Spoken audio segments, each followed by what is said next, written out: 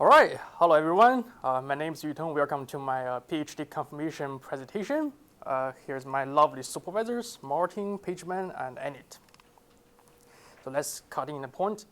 As all we know that the major goal of radiotherapy is delivering the maximum dose to the target and in the meanwhile sparing the dose to the healthy tissue to the biggest extent. It can be understood by maximizing the tumor control probability and in the meanwhile minimizing the normal tissue complication probability. So in the conventional prostate cancer radiotherapy, the tumor biological properties are assumed as identical within the target. That's the reason why if we normally we're gonna prescribe a uniform dose distribution to the target, and we expected it will result in a uniform TCP distribution within the tumor. However, in the reality, the prostate cancer is well known to have the high multifocality and spatial heterogeneity. That's the reason why after we deliver a uniform distributed dose field, it will lead to a non-uniform TCP distribution within the tumor. So what's wrong with the non-uniform TCP distribution within the tumor? Let's first have some little math. We have two values, x and y. The half of this sum equal to a, and half of this difference equal to b. X multiplied with y will equal to a plus b multiplied with a minus b, and a further equal to a squared minus b squared, which the result definitely smaller or equal to a squared. So we can have a conclusion that if the sum of the x and y is fixed, when x equal to y, is x multiplied with y definitely going to reach the biggest value. So we can have a further conclusion that when the sum of the TCP is fixed, the maximum total number of the TCP of the tumor definitely can be reached by the distributing the TCP values homogeneously within the target. So that's the reason why we have to generate a homogeneous TCP distribution, and to achieve that, we have to generate the patient-specific heterogeneous dose prescription first. We're going to reach that by using the dose painting, which proposed and hypothesized that such a technique can reach a better treatment outcome without rising toxicity. Lin et al. First proposed the concept and the usage of the biological target volume, the BTV, which can be regarded as the first systematic elaboration of the medical imaging-based dose painting by control. So in the dose painting by control, the high-risk volume BTV is defined as the subregions or subvolumes of the PTV that require homogeneous dose escalation. Normally, the delineation of the BTV is going to be conducted by the pre-treatment functional imaging methods, such as CT, PET, or the MRI. However, the dose painting by control has several problems. The biggest problem is the distribution of the biological properties within the BTV is still assumed as uniform because we give it a homogeneous dose escalation within the BTV. And that's the reason why the dose painting by control treatment planning doesn't entirely integrate the patient-specific biological information. And furthermore, the boosted dose level within the BTV is normally decided by the regional image intensity, but their relationship is not yet clear. That's a part of the reason why Ebert and Bentis proposed another dose painting strategy, which is being called as dose painting by number, to further incorporate the prostate cancer radiotherapy, prostate cancer biological properties within the radiotherapy. So rather than using the structure-based dose prescription in the dose painting by control on the left hand, the dose painting by number in the right hand uses the voxel level dose prescription. The biofocused radiotherapy further expands the idea of the dose painting by number. In the bird, the biological distribution of cells in tumors would be defined by using AI and medical imaging techniques. Therefore, the treatment plan can be designed and delivered whereby only the treatment-resistant cells get very large doses of radiation, and meanwhile, the less aggressive cells get lower radiations. The goal of the bird is to use the 3D representation of the tumor heterogeneity to determine the optimal distribution of the radiation that will effectively treat the cancer, meanwhile minimizing harm to the surrounding tissues. So in the bird, we will obtain the patient-specific information by using the quantitative imaging and clinical data, and then based on those biological information, we will conduct the treatment planning for multiple treatment modalities. For this project, we only fixed one problem, which is by the known voxel level patient-specific information, how do we actually bring the bird into the reality? And we have three sub-questions. The first one is how to build the relationship between the voxel-wise biological information and required optimal dose level. The second is how to incorporate such a relationship to generate the clinical available dose prescription. The third is how to fit the obtained prescription or the generated birth protocol within the various of treatment modalities. To answer those three different sub-questions, we have three stages, three aims. The first is data preparation. First, we can obtain the needed prostate cancer patients of biological data, and then we can extract the prostate cancer tumor characteristics by a comprehensive investigation for the datasets. And next, we're going to construct the TCP model based on the defined biological characteristics. The second stage is dose redistribution. So we're going to redistribute the voxel-wise dose to achieve the homogeneous or nearly homogeneous TCP distribution within the target. And then we can convert the voxel-defined dose map to required isodose levels. And finally, in the treatment planning stage, we're going to conduct the treatment planning by obtaining isodose level objectives from the previous stage, and then implement a specific multi-patient study on the multiple treatment modalities. And finally, we're going to confirm the delivery of the spatially heterogeneous. Here is the data overview. For now, we have 63 samples. For each of the patients, we have their cell density map and Gleason score maps. Those two maps generated by the patient histology images and MRI images. For the cell density map, it contains the voxel level cell density information, the size of each voxel equal to 0.8, 0.8, and 0.8 mil. The tumor grid map is the sum of all 9 Gleason score maps, which contains the voxel level tumor location, tumor grade, and cancerous proportion information. The cancerous proportion here refers to the proportion of the voxel contains the tumor cell. After that, we can multiply the cell density map and the tumor grid map to generate the cell distribution map over here. The cell distribution map indicates the cell density information and the tumor location information. However, the cell distribution map is unable to distinguish between normal cells and tumor cells. Fortunately, we also know that Wang et al. Reported that the estimated tumor clonage number of the high-risk prostate cancer patient is 10 to the 7th power. So the cell distribution map will be linearly scaled such that the median total number of the cells within the prostate of the cohorts was equal to 10 to the 7th power. So through this procedure, the normalization, we can have a linear scale with the cell distribution map and generate the clonage distribution map, which indicates the tumor cell information and the tumor location. Next, we're going to try to construct our TCP model. The TCP is a formalism derived to compare various of treatment regimes of radiation therapy, defined as the probability that given a prescribed dose of radiation, a tumor has been eradicated or controlled. A very typical linear quadratic TCP model for F voxel is defined as a formula over here. So you see this TCP model defined by the cell numbers, the tumor cell density and volume, the radiosensitivity parameter alpha beta, number of fraction, and the dose to each of the voxel, the overall treatment duration, and also the potential doubling time. Under the hypothesis that different Gleason scores would have different radiosensitivity and thus different alpha and beta values, this project will also include the calculation of the Gleason score-dependent alpha beta values. The methodology is based on the method of Gobadi et al. The methodology is relatively not that too complex. So we have the tumor cell numbers from the clonage distribution map. And next, by knowing that the cell number of dominant and secondary pattern of the Gleason score was equal to, was assumed to occupy 75% and 25% of the total cell number respectively. And we also know that another constraint is the rank of the alpha value for each of the corresponding Gleason score ranked like this. And we set the alpha beta ratio as 3.1, the overall treatment duration equal to 1.4 multiplied with the number of the fraction and the potential doubling time equal to 42. And finally, by knowing in the cohorts, the average TCP of 80% is reached with a conventional dose of 78 gray in 2 gray fractions, we can build a function to calculate each required alpha values. Or we have another solution to make the TCP model more robustness. The radio sensitivity parameter alpha k, it can be defined as following a shifted log normal distribution. This measure could help us to incorporate the inter- and intra-patient heterogeneity. Therefore, the TCP model for the voxel I and radio sensitivity parameter alpha k can be written as a formula over here.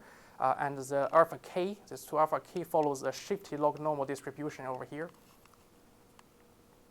Next, the TCP for the entire tumor with alpha k could be calculated as a product of the previous formula. And the TCP values are then summed and weighted and calculated the weighted average. The weighting factor omega alpha k can be calculated from the shifted log normal curve, and the big W, capital W here is a sum of the weighting factors. We obtain the TCP model and biological information. Next, we can run optimization and calculate the dose distribution. We have 3 available options. First, we can use the optimization toolbox provided by the MATLAB, and we can also use the optimization package provided by SAMPy or Decoder, which is an optimization and uncertainty quantification software. So far, we successfully generate the voxel level prescription dose map from the patient-specific information. However, we still have one problem, which is the generated dose map are voxel-wise. The mainstream commercial treatment planning system, TPS, doesn't accept voxel-based prescription objectives, which means if we hand over a voxel-based prescription to the treatment planning system, you're going to feel absolutely confused. Right. That's the reason why we have to convert the voxel-based prescription dose map to a structure-based prescription dose map. So we have voxel-based prescription, and we're going to group the voxels by the defined criteria. It could be by the voxel number, it could be by the certain dose interval, and then we generated the subvolumes and assign it by the average prescription dose, and finally we will reach our structure-based prescription. So far through the optimization, we generated the voxel-based prescription, and through the conversion, we generated the structure-based clinical dose map. This study also includes the plan comparison. We're going to implement a comparison study between the patient-specific biological information-derived prescription maps and the population-based atlas-derived prescription maps. The population-based atlas provides the tumor biological information in the format of probability. It could be incorporated with patients' MRI and CT images to generate the patient's probability-based tumor biological features distribution without the requirement of the biopsy. These 2 diagrams here shows the atlas of mean cell density and the atlas of mean tumor location probability. Next, we can run the treatment planning. The isodose level data obtained would be applied in the treatment plan optimization for multi-patients and various of treatment modalities. The film-based dosimetry methods or other methods are also going to be used to validate the delivery of the accuracy of Ebert approach. In this process, a set of standardized treatment plan optimization criteria will be created to adapt our TCP model in the clinic. The treatment plans from multiple radiotherapy modalities would be compared, and the most suitable radiotherapy modality for Ebert would be selected. The first treatment modality is our old friend, the intensity modulated radiotherapy. It is a type of conformal radiotherapy normally generated by inverse planning, and it is capable of delivering a non-uniform intensity of radiation, and also an ability to shape the beam to conform the target volume by multi-leaf collimators. The volumetric modulated arc therapy is an advanced form of IMET that offers an accurately sculpted distribution of the 3D dose in a single or multi-arc procedure with a 360-degree portal rotation. This project will also include CyberKnife. The CyberKnife is a radiotherapy device with a linear accelerator controlled by a robotic manipulator under the real-time integrated image guidance system. The CyberKnife is capable of delivering radiation fields from thousands of beam angles, setting a new standard for delivering precision anywhere in the body, and enabling the SRS SBRT for full range of indications. The tumor therapy and Helsing are 2 pretty much similar radiotherapy modalities. The tumor therapy is a type of radiotherapy combines the technology of CT and linear accelerator. In the 2 modes, a modulated strip beam is used to scan and treat the target volume slice by slice, and a unique binary MLC enables tumor therapy to achieve highly conformal treatments. Tumor therapy and Helsing are two different machines produced by two different companies. Except by using the photon, we can also try to use the proton therapy. The proton therapy shows a remarkable treatment outcome credited by its unique physical properties of the proton, and compared with the traditional photon therapy here, like IMET, the intensity modulated proton therapy could achieve a more conformal dose distribution to the target and sparing the critical structures in the neighboring. And we're going to also include the brachytherapy. The intensity modulated brachytherapy is a special brachytherapy from which uses a shielded applicator or source to modulate the intensity of the radiation dose during the brachytherapy delivery. There are several significances of this project. The first one is by achieving the realization of the BERT in this project, the future prostate cancer radiotherapy would be enabled with higher treatment quality by lowering the both survival fraction of the tumor cells and the probability of the side effects occurring. And furthermore, because of the high incidence rate, the increasing number of the PSA patients, and the high 5-year survival rate, escalating the treatment outcomes and improving the post-therapy living quality are extremely important for the prostate cancer radiotherapy. By the standardized treatment plan optimization criteria generated by this project, the robustness and repeatability of the BERT in the clinical could be guaranteed. And with multiple treatment modalities involved, the BERT could be a comprehensive method of dose planting which are available for most of the treatment centers. Through the interplan comparison, the ability of delivering the dose planting plans among different treatment modalities would be evaluated and compared. It is probably the dose planting plan studies that include the most of treatment modalities. And there are also many other significance, but I'm a humble person. I don't want to talk about too much. So about a month ago, we received some new data. Before that, we were using a kind of outdated data. By using that, we determined the solution to calculate a Gleason score-dependent radiosensitivity parameters. We defined the route to the voxel-wise dose prescription. We determined the available conversion methods to the structure-based prescription, and we determined the plan evaluation methods, which include the quality factor, the QVH, delta VH, etc. And with the new data received, next we will repeat the determined procedure to calculate the required parameters and generate those prescription, and next use the produced prescription as objective to conduct the treatment planning. We also finished a literature review. This literature review focuses on the implementation of the dose planting. It covers both methodology and results of the current dose planting studies, and also for both strategies, dose planting by contour and dose planting by number. The literature review also includes the summary of the results and discussion of the current dose planting trials. Here's my research project plan. I'm trying to finish my PhD project with 3 years. And so far we are reached here. It's a little bit delayed than what we expected, so the next year going to be pretty busy. We have 5 potential publications, and all listed over here. So those publications are going to cover the generation of the dose prescription, the comparison of the 2 dose prescription which derived by 2 different materials, and we also going to cover the BERT on different treatment modalities. Reference, and thanks to all my lovely supervisor again, Martin, Pejman, and Annette. And also thanks to the BERT team provide such a brilliant data. And thanks for UWE Medical Physics Machine Learning Cluster, fixed me many coding problems.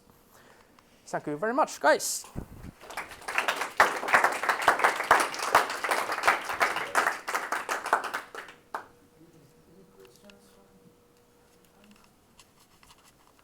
Yeah. I was seeing that you were looking at applying this into prostate cancer. That was one of the first ones you were looking at doing it, investigating, correct? Yep. One of the questions I had, because it looks great what you're doing in terms of trying to get the treatment planning system technique and understand the dose distribution to marry up within the prostate in itself. The question I did have for you though, given the size of the prostate, it's not relatively a large organ. Yep. Wouldn't that discredit some of your treatment techniques, such as IMRT or some of the other broad-scale side of things with it there? Because I see it kind of a bit superfluous us going to that level of dose prescription detail. Yeah, right. And then we're using a technique which isn't able to deliver different dose modalities to those regions. Right, yeah. So treatment modality is definitely a really big factor to generate such a highly non-uniform distribution. Of course, if we can use the cyberknife and the phonotherapy, it can achieve the job way better. But if we're using the normal phonotherapy like IMED or VMED, probably the plan going to be a little bit poor. It will include in the project, we're going to give a good discuss about that to see if delivering the dose pending plans by using the IMED and VMED is in our acceptable confidence stuff. Yep. Oh, okay. So it gives you a bit of a range to yes, actually understand yes. what you need to be doing with. Yep. Okay. Thanks. Any other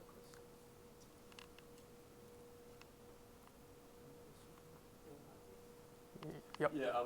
What patients are you currently working with, Yutong? What's the population? So is it just localized prostate cancer patients? Yes. Yeah. How many patients? 63 patients. Yeah. We obtain their biological data by MRI images, and after we remove the prostate, we slice the prostate and obtain the histology images. Okay. Thanks very much. Hey.